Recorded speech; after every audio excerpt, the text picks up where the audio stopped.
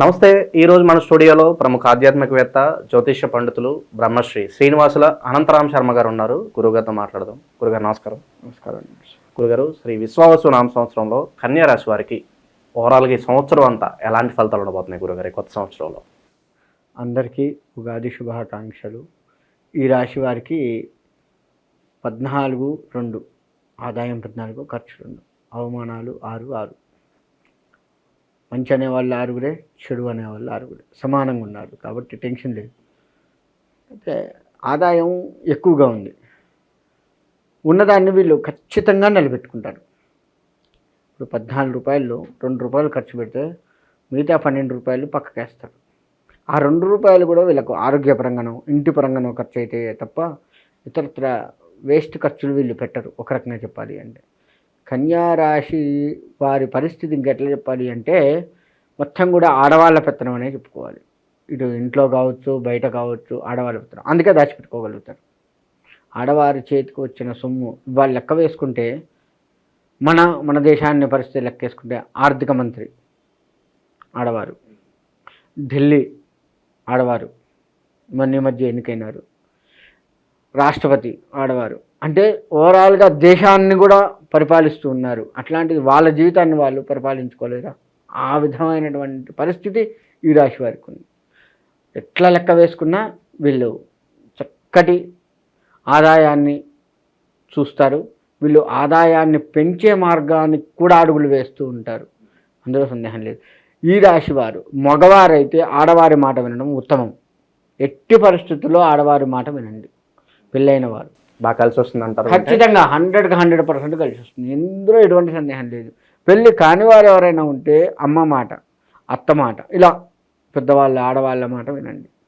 ఖచ్చితంగా మీకు మంచి అడుగులు పడుతూ ఉంటాయి. అందులో సందేహం లేదు. జీవితంలో కొత్త బాట వేసుకోవడానికి వీళ్ళకి ఆడవాళ్ళే మార్గదర్శకంగా కనపడుతూ ఉంటారు. విద్యారంగ విషయంలోకి వస్తే కూడా ఆడవాళ్ళే ఎక్కువ చదువుతారు మగవాళ్ళ కంటే కూడా. చదివే విషయంలో ఆడవాళ్ళే బాగా చదువుతారు. నిజంగా కన్యారాశి అని చెప్పినందుకు ఆడవారికే ఈ రాశి మొత్తం ప్రిఫరెన్స్గా కనపడుతుంది ఈ సంవత్సరం మొత్తం కూడా. కాబట్టి ఎటువంటి సందేహం లేదు. ఆడవాళ్ళని నమ్ముకున్న వాళ్ళు ఎట్టి పరిస్థితుల్లో ఒక స్టెప్ పైన ఉంటారే తప్ప కింద ఉంటారు. ఇక తిట్టడం అంటారా, ఆడవారి మాట వింటున్నాడు ఈడ అని చెప్పి తిట్టేవాళ్ళు చాలామంది ఉంటారు. అది మనసులో పెట్టుకోకుండా ఎవరు విన్నాను, నేను అమ్మ మాట విన్నా, భార్య మాట విన్నా, పక్కనోడి మాట వినలేగా అన్న ఇదిగా కనుక మనం వెళ్ళగలుగుతాం మగవాళ్ళు ఇంకా బాగుంటుంది. ఆడవాళ్ళు కూడా పెత్తనం ఏమదే, మొగుడి పెత్తనం ఏం లేదు ఇంట్లో, ఏమదే పెత్తనం. తల్లి కూడా అంతే, భర్తని కాదని కొడుకుని కాదని ఏమే పెత్తనం చేస్తుంటుంది ఇంట్లో అని తల్లిని అంటాం, భార్యని అంటాం చేస్తూ ఉంటారు.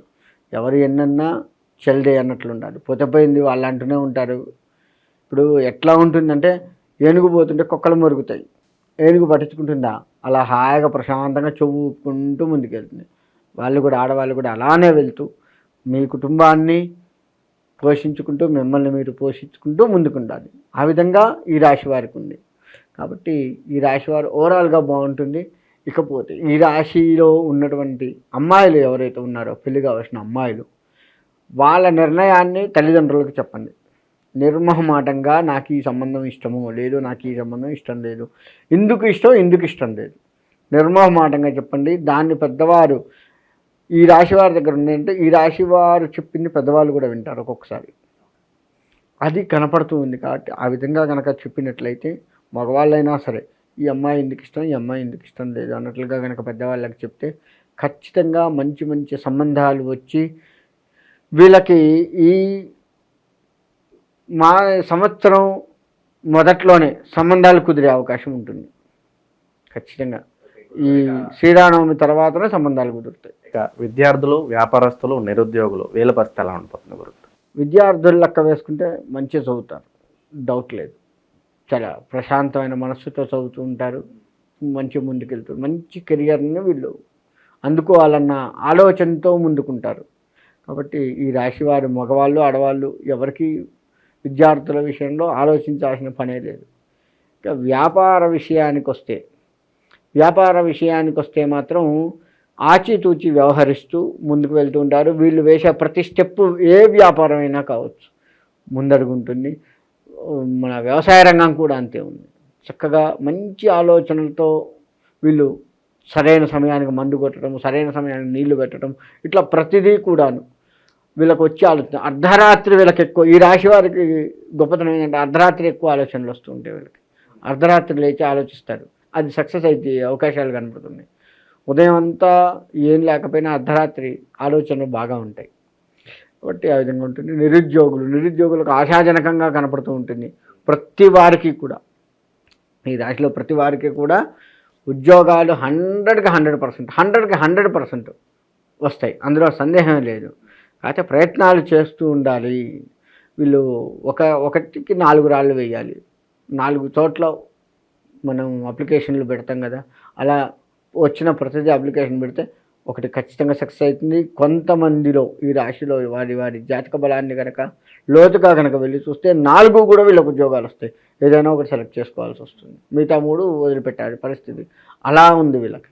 కాబట్టి ఓవరాల్గా ఈ రాశి వారిని వెనక్కి తిరిగి చూసే పని లేదు, అందులో ఎటువంటి సందేహం లేదు. సరే, కొంచెం పరిస్థితులు బాగానే ఉన్నాయి కాబట్టి మరి ఏదన్నా వ్యాపారంలో పెట్టుబడులు పెట్టాలంటే ఏ రంగాలు బాగుంటాయి అంటారు గురుగారు? వీళ్ళకి పరిస్థితి ఏ రంగమైనా పనికొస్తుంది. పరిస్థితి అంత అనుకూలంగా ఉంది కాబట్టి, ఆచితూచి వ్యవహరించేటువంటి మనస్తత్వం ఉంది కాబట్టి, నువ్వు ఏ చిన్న దాంట్లో పెట్టు, ఏ పెద్ద దాంట్లో పెట్టు, ఖచ్చితంగా దాన్ని మంచి బాటలో నడిపించుకొని లాభాలు తీసుకొచ్చుకుంటాం, అందులో ఎటువంటి సందేహం లేదు. సో ఈ సంవత్సరంలో కాస్త మిశ్రమ ఫలితాలు ఉన్నాయి, ఈ విషయాల్లో తగు జాగ్రత్తలు తీసుకోవాలంటే ఏం చెప్తారు ఈ రాశి వారికి? జాగ్రత్తలు తీసుకోవాలి అంటే ఒకటే, వీళ్ళు ప్రతిదాన్ని ఆచితూచి వ్యవహరిస్తున్నారు కాబట్టి దాన్ని ఎక్కువగా ఆలోచించండి, అంటే ఫిల్టర్ ఎక్కువగా చేయండి. ఒక ఫిల్టర్ కాదు, దాన్నే 2-3 సార్లు ఫిల్టర్ చేసి కనుక ముందుకు వెళ్ళగలిగితే బాగుంటుంది. ఏదో ఒకసారి ఆలోచించాం, 2 సార్లు ఆలోచించాం, ఏం కాదులే అని కాదు, లోతుగా వెళ్ళి ఆలోచించుకొని కనుక ముందుకు అడుగులు వేస్తే ఇంకా బాగుంటుంది. నేను చెప్పిన దానికి ఇంకా మంచి రిజల్ట్ ఖచ్చితంగా చవి చూస్తారు. కాబట్టి ఈ రాశివారు ప్రశాంతంగా ముందుకు వెళ్ళొచ్చు, ఎటువంటి సందేహం లేదు. సంవత్సరం అంతా చేసుకోవడానికి వీలుగా ఈ రాశి వారికి మంచి రెమెడీస్ ఏమైనా ఉంటే తెలియజేయండి గురుగారు. రెమెడీ అంటే ఆధ్యాత్మిక పరమైనది ఏది చేసుకున్నా పర్వాలేదండి, ఏ దేవతారాధన చేసినా ఎలా ఉన్నా కానీ పర్వాలేదు. ఈ రాశివారు ఏ దేవుణ్ణి ఆరాధించినా పర్వాలేదు, బాగుంటుంది. ఏదన్నా కొన్ని దానాలు ఏమైనా చేసుకోవచ్చు అంటారా? కొంచెం మంచి దానాలు అంటే వీళ్ళకు వచ్చేసి దానాలు ప్రత్యేకంగా చెప్పాల్సిన పని లేదు, ఎందుకంటే వీళ్ళు ఆధ్యాత్మికంగా ముందుకు వెళ్తున్నారు కాబట్టి ఏ ఇబ్బంది లేదు. వీళ్ళు ప్రతి